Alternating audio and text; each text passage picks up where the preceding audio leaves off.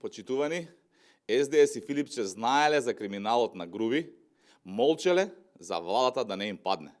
Со години Артан Груби ја краде државата. СДС знае и молчи. Венко Филипче, како врвен функционер на СДС, знаел за криминалот кој го прави Артан Груби. Кога ВМРО ДПМН зборуваше дека СДС се измеќари на Дуи, токму на ова мислеше. СДС го одмолчија и дозволија криминалот на Груби, за истиот да не се налути и Дуи да им излезе од коалиција. Жално е да се гледа како сега повторно мора од себе да се прават недоветни, па смислуваат разни приказни.